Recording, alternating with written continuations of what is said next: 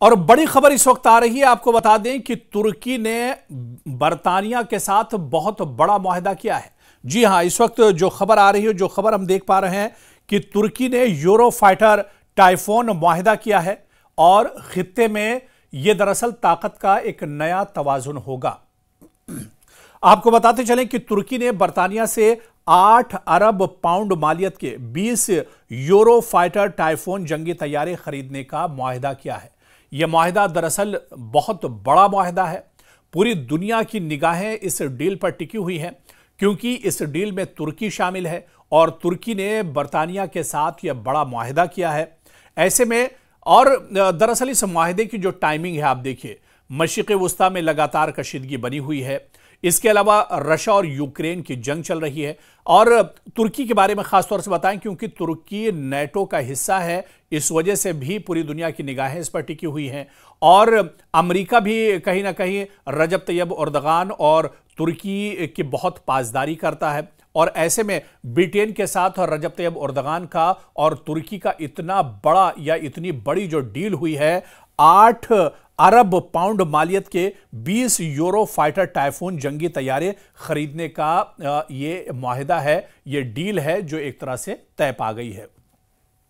यानी मौजूदा में आप देखिए कि दुनिया में जो एक कशीदगी लगातार बढ़ती जा रही है, चाहे हालिया दिनों मशरिक़ वुस्ता की बात करें, ख़ासतौर से मशरिक़ वुस्ता में ईरान और इजराइल के दरमियान जो कशीदगी बढ़ी थी, गज़ा में जिस तरह से कशीदगी थी और कशीदगी अभी भी एक तरह से बरकरार है। इसके अलावा यूक्रेन और रूस की जंग आप देख लीजिए, या फिर हालिया दिनों जिस तरह से खुद तुर्की ने इजराइल को लेकर नाराजगी जाहिर की थी और बल्कि जो बड़ी मीटिंग्स हुई और जो बड़े समिट्स हुए उसमें तुर्की ने कई बार सिर्फ ये कहकर शिरकत नहीं की कि अगर इजराइल का कोई फर्द या इजराइल की लीडरशिप उस समिट में शामिल होती है तो एर्दोगान उसमें शामिल नहीं होंगे।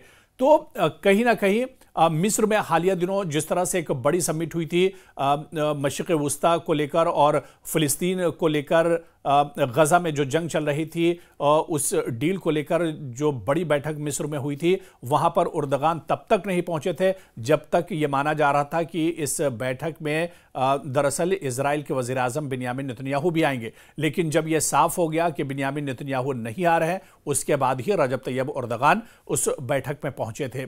तो कशीदगी चारों तरफ एक तरह से बढ़ती जा रही है। हालिया दिनों आप देख लीजिए, ईरान के वज़ीर ख़ारजा ने रूस और चीन का दौरा किया है, पुतिन से और शी जिनपिंग से उन्होंने मुलाकात की है। इसे एक और तरह की गिरोहबंदी के तौर पर दुनिया के नक्शे पर देखा जा रहा है। यानी अगर कशीदगी मशरिक़ वुस्ता में बढ़ती है, इजराइल का प्रेशर अगर ईरान पर बढ़ता है, अमेरिका अगर ईरान पर दबाव बनाता है, तो ईरान को लेकर अब ईरान के साथ भी रूस और चीन एक तरह से खड़े हैं।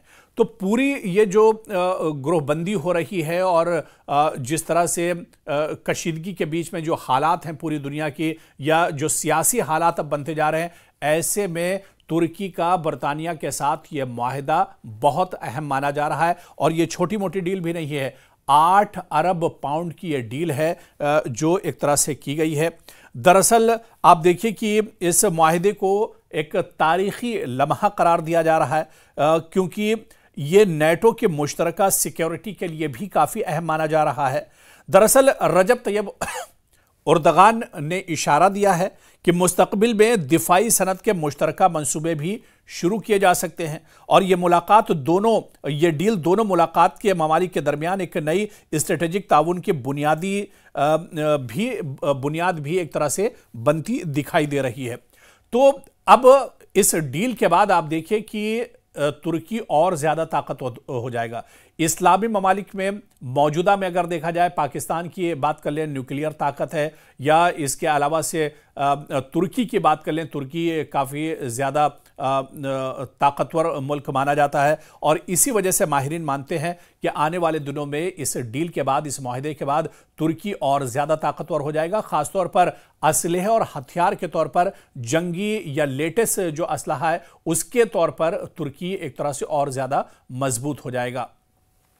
तुर्की दरअसल अपने आप को इस वजह से भी मजबूत करना चाहता है क्योंकि मशरिक़ वस्ता में जब हालात कशीदा होते हैं या इस्लामी ममालिक में अगर हालात ख़राब होते हैं और तो जो सबसे बड़ी जिम्मेदारी बनती है वो दरअसल तुर्की की बनती है। और तुर्की हमेशा से अब चाहे फ़लस्तीन का मामला रहा हो, चाहे गज़ा का मामला हो, चाहे ईरान की जंग हो, चाहे इससे पहले शाम और मिस्र में जिस तरह से इजराइल ने अटैक किया था, वहाँ पर जहाँ पर भी सालसी की ज़रूरत होती है या जंग जैसे जो हालात और जो कशीदगी होती है उसे कम करने की अगर ज़रूरत होती है तो फिर वहाँ पर सीधे सीधे तुर्की की एंट्री होती है। रजब तैयब एर्दोगान इससे पहले भी कई मुल्कों के दरमियान और ख़ास तौर से जो अरब ममालिक हैं उनके दरमियान अगर कोई कशीदगी होती है तो रजब तैयब एर्दोगान कहीं ना कहीं चौधरी बनकर सामने आते हैं और वहाँ पर कशीदगी कम कराते हैं। और अब जब असलहे के एतबार से और बरतानिया के साथ इस डील के बाद तुर्की और ज़्यादा मजबूत हो जाएगा। ऐसे में दुनिया के दूसरे ममालिक के बीच में या दुनिया के जो बड़ी ताकतें हैं उसमें तुर्की को लेकर एक तरह से अहमियत और ज़्यादा आने वाले दिनों में बढ़ जाएगी। तो ऐसे में इस डील के कई दरअसल माने निकाले जा रहे हैं क्योंकि तुर्की नेटो का भी मेंबर है और नेटो ममालिक में भी तुर्की की अहमियत इस डील के बाद कहीं ना कहीं और ज़्यादा एक तरह से बढ़ जाएगी। और इस तरह से आप देखिए कि मुल्की दिफाई सनत की खुद किफ़ालत का मकसद जो है वो भी तुर्की का पूरा हो जाएगा। अमेरिका के साथ F-35 प्रोग्राम तनाज़े के बाद इसे एक दरअसल नई स्ट्रेटेजी और हिकमत अमली के तौर से देखा जा रहा है। मुस्तकबिल में इजरायली F-35 और दीगर जदीद तैयारों का मुतबादिल इसे बनता हुआ देखा जा सकता है। टाइफून आर्जी मगर ज़रूरी खलापुर करेगा, जबकि KAAN मुस्तकबिल का स्ट्रेटेजिक असासा भी ये दरअसल हो सकता है तुर्की के लिए।